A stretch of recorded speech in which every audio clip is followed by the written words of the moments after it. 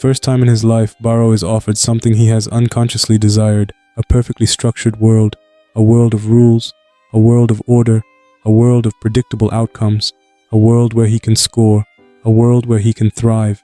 It should be paradise for him, and yet he rejects it. Why? Why would someone so obsessed with control reject the most controlled system in Blue Lock? Why would someone so desperate to dominate rebel against the very system designed to maximize his success? The answer reveals the deepest truth about Shoei Baro. Baro does not want safety, he wants ownership, and those are not the same thing. Why Ubers should have been perfect for Baro. The Italian team Ubers represents tactical perfection, structure, discipline, strategy, role assignment, collective execution. Every player functions within a designed framework. Every movement has purpose. Every attack follows logic. Football becomes machinery, predictable, repeatable, controlled. For someone like Baro, this should feel ideal. His obsession with order should align naturally with Ubers. In many ways, it does. Baro thrives there. He scores, he performs, he becomes the focal point of carefully engineered attacks. Snuffy builds a system where Baro can flourish. So why is Baro dissatisfied? Because Ubers gives him efficiency, but takes something in return. The difference between order and ownership. Baro has always loved order, but only when he creates it. That distinction is critical. When Baro organizes his room, he controls it. When Baro dictates his routine, he owns it. When Baro commands the field, he authors it. But under Snuffy's system, Baro follows someone else's order, someone else's design, someone else's blueprint. And that changes everything. Because now, Baro's success belongs partly to Snuffy. And psychologically, this is intolerable. Snuffy as the psychological father figure. Mark Snuffy is one of the most psychologically fascinating figures in Blue Lock. Unlike Baro, Snuffy is calm, measured, strategic, emotionally restrained. He does not chase glory. He does not worship ego. He sees football pragmatically, a profession, a job, a system. He teaches players something revolutionary. Your worth as a person is separate from your performance. For many players, this is liberating. For Baro, it is threatening. Why Baro rejects Snuffy's wisdom. At first glance, Snuffy's philosophy should comfort Baro. It removes pressure. It reduces identity risk. It says, you can fail and still matter. But Baro cannot accept this. Why? Because his entire identity is built on the opposite belief. Baro believes, if I fail, I become nothing. That fear drives him. Without that fear, what fuels him? Without life or death stakes, what gives victory meaning? Snuffy offers emotional safety. Baro experiences emotional emptiness. The father figure he cannot trust. Snuffy functions psychologically like a father figure. He provides guidance, structure, protection, wisdom, but Baro resists him. Why? Because accepting Snuffy's worldview requires surrender, not tactical surrender, existential surrender. Baro would need to admit, I do not need to define myself through dominance, and Baro cannot do that, not yet.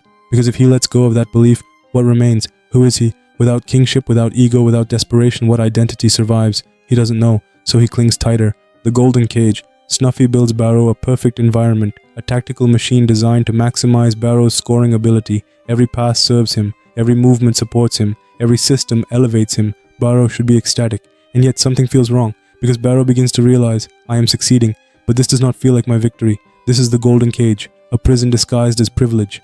Why success feels hollow. Psychologically, success only satisfies when it reinforces identity. Baro's identity depends on authorship. He must feel that his will created the outcome. Under Snuffy's system, Baro scores. But Snuffy designed it, Baro wins. But Snuffy engineered it, Baro shines. But Snuffy built the spotlight. This creates profound internal conflict. Baro is thriving yet feels diminished. Why? Because he is no longer king. He is weapon, powerful, essential, but used. And Baro cannot tolerate being anyone's tool. Freedom through rebellion. Eventually, Baro rebels. And this rebellion is one of the most psychologically important moments in his story. He chooses uncertainty, chaos, risk, possibility of failure, over guaranteed success. Why? Because freedom matters more than victory. This is Baro's deepest value, the need for self-authored failure. Most people would choose success. Baro chooses agency. This tells us something profound. Baro would rather fail by his own hand than succeed under someone else's control. That is not arrogance. That is existential necessity. Failure under freedom preserves identity. Success under submission destroys it. This is why Baro rejects Snuffy's system. Not because it doesn't work, because it works too well. It removes his struggle. And without struggle, his ego loses meaning. The ultimate paradox of Baro's ego. He wants order, but rejects imposed order. He wants support, but rejects dependence. He wants victory, but rejects guaranteed success. He wants structure, but only if he authors it. This reveals something crucial. Baro's true obsession is not control over others. It is sovereignty over self. This is why King matters so much. Kingship is autonomy. Kingship is authorship. Kingship is ownership. Kingship means my life belongs to me, and Baro protects that belief at all costs, even irrationally, even self-destructively, even painfully. Snuffy as a mirror of a possible future. Snuffy represents something terrifying, a version of Baro who has outgrown ego, a man who no longer needs desperation, a man who has detached self-worth from performance, a man who can lose without collapsing, a man who can play without identity panic. This should be maturity, but to Baro it looks like surrender, and that may be because Baro is not ready to heal. Why healing feels like death. This is one of the most psychologically tragic aspects of Baro. His pain has become part of his identity. His fear fuels him. His insecurity sharpens him. His desperation empowers him. To heal would mean losing those engines, and that feels dangerous. Many people resist healing for this reason. Pain becomes familiar. Pain becomes useful. Pain becomes self-definition. Baro clings to his internal struggle because he fears peace would weaken him. And maybe he is right, or maybe he is trapped. Freedom above everything. Shoei Baro's relationship with Mark Snuffy is not just player versus coach. It is ego versus acceptance, fear versus peace, ownership versus safety, identity versus comfort. Snuffy offers Baro everything he should want: structure, protection, success, meaning beyond football, and Baro rejects it because what Baro values most is not happiness, not security, not even victory. It is freedom, the freedom to risk, the freedom to fail, the freedom to choose his own path, the freedom to own his struggle. That is why Baro rebels, that is why he remains king, and that is why his psychology is so compelling. Because beneath everything, beneath the arrogance, beneath the violence, beneath the discipline, beneath the ego, Shoei Baro is defending one sacred belief: if my life is not mine to command, then I am not alive at all. Can Shoei Baro become more than a king, or is he doomed to remain trapped inside the identity that made him great? To answer this, we must first understand the true nature of Baro's ego, because not all ego is destructive. Some ego builds, some ego protects, some ego creates greatness, but some ego eventually demands sacrifice, and Baro is approaching that crossroads. The difference between ego and identity. Baro believes his ego is his identity. That is his central mistake. To Baro, the words are interchangeable. King, ego, self. They mean the same thing. To surrender one would mean losing all three, but psychologically this is not true. Ego and identity are not identical. Identity answers, who am I? Ego answers, how do I protect who I am? Baro has fused them together, and that fusion is dangerous. The crown as armor. Baro's king persona was originally adaptive. It protected him. It gave him certainty. It gave him confidence. It gave him psychological structure. It transformed fear into dominance, chaos into hierarchy, weakness into discipline. For a long time, the crown saved him, but protective mechanisms can outlive their usefulness. What once shields you can eventually imprison you. The king was armor, but Baro began to believe the armor was his skin, and now he does not know how to remove it. What healthy ego looks like. This is where Baro's future depends on transformation. Healthy ego is not the absence of ambition. It is not humility. It is not submission. Healthy ego means I can remain myself while adapting. This is something Baro has not fully learned, yet some characters in Blue Lock embody it. Take Yoichi Isagi. Isagi's ego is powerful but flexible. He constantly reconstructs himself. He destroys old versions of himself. He devours what works. He abandons what doesn't. His identity remains stable. He wants to become the world's best striker, but his methods evolve endlessly. Baro struggles with this distinction. He believes adaptation threatens authenticity. Isagi proves the opposite. Adaptation can be the purest expression of ambition. Why this threatens Baro? If Isagi is right, then Baro's entire psychological framework is incomplete. If one can evolve without losing oneself, then Baro's fear of surrender may be unnecessary. That is terrifying, because it means Baro may have suffered needlessly, fought needlessly, protected himself against a threat that was never real. Psychologically, people resist truths that invalidate years of emotional struggle. Baro is no different. The fear of softening. Baro likely fears one thing above all: becoming soft, not physically, emotionally. If he relaxes his standards, will he lose his edge? If he becomes more cooperative, will he lose his hunger? If he lets others in, will he become dependent? If he removes the crown, will there be anything underneath? These are legitimate fears. Many high-achieving individuals fear healing for this reason.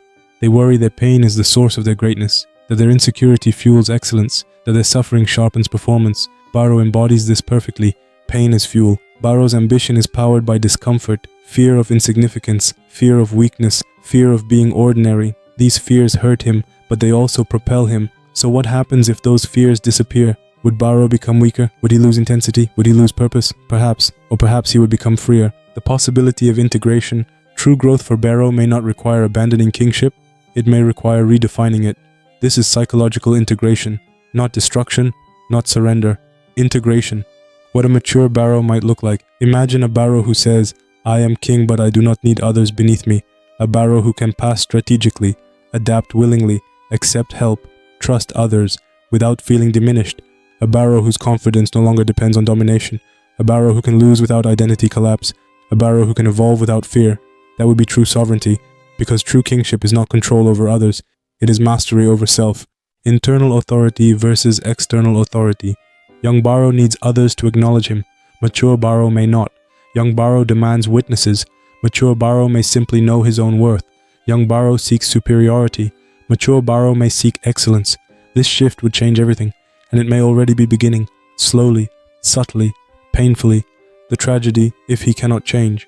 But there is another possibility. Baro may refuse transformation, and if he does, his story could become tragic, because rigid greatness eventually collides with adaptive greatness. Football evolves, opponents evolve, systems evolve. If Baro cannot, he may be surpassed, not because he lacks talent, but because he lacks flexibility. His identity could calcify, his ego could harden into irrelevance, the king could become obsolete, and that would devastate him, because Baro can survive losing matches, but can he survive becoming outdated? That may be his greatest fear. Why Baro is one of Blue Lock's most human characters. Despite his extreme personality, Baro is deeply relatable. Many people build identities around defense mechanisms, perfectionism, control, achievement, dominance, self-reliance. They believe, if I stop being this person, I will disappear. Baro embodies that fear. He asks the question many people secretly ask. Who am I without the thing that protects me, without the crown, without the routine, without the dominance, without the ego? That is why his journey matters, because it is not just about football, it is about identity transformation. The king and the man beneath the crown. Shoei Baro began as a tyrant, a self-declared king, a force of domination and discipline. But beneath that image lies something far more fragile and far more human. A young man terrified of chaos, terrified of weakness, terrified of irrelevance, terrified of becoming ordinary. So he built a crown, and for a while it saved him. It gave him structure, power, purpose, meaning. But now, that same crown has become heavy, restrictive, painful. The final challenge of Shoei Baro is not defeating Isagi, not surpassing Rin, not rejecting Snuffy. It is something much harder, learning whether he can remove the crown and still recognize himself. Can he evolve without disappearing? Can he adapt without surrendering? Can he remain ambitious without needing domination? Can he become more than king? That is the true psychological battle. And perhaps Baro's ultimate destiny is this: to discover that true greatness does not come from forcing the world to kneel, but from standing tall even when no one does. Because in the end, the strongest version of Shoei Baro may not be the king. It may be the man who no longer needs the title. Thanks for watching. If you enjoyed this deep dive, don't forget to like and subscribe.